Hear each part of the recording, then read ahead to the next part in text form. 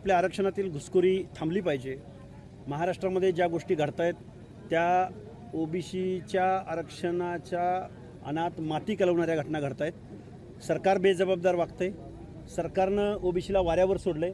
असे अनेक प्रश्न घेऊन आज आम्ही हिंगोली जिल्ह्यातल्या सेनगाव तालुक्यातील जयपूर गावामध्ये 20वी सभा घेत आहोत आणि पहिल्या टप्प्यामधल्या आमच्या लवकरच 100 सभा होतील।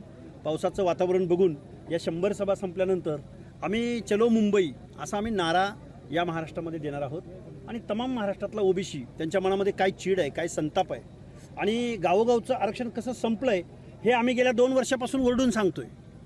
पण आता जशा जशा निवडणुका होत आहेत तशा तशा प्रत्येक नगरपरिषद, नगरपंचायत, जिल्हा परिषद, पंचायत समित्यांमध्ये आरक्षण संपल्याची जाणीव आता गावगाड्यातल्या महाराष्ट्रातल्या सर्वसामान्य ओबीसींना झालेली आहे। तेव्हा ओबीसीचा संताप काय असतो इथल्या सत्ताधाऱ्यांना, विरोधकांना, वेगवेगळ्या पक्षाच्या प्रमुखांना मी दाखवून देणार आहोत। एबीपी माझा, उघडा डोळे बघा नीट।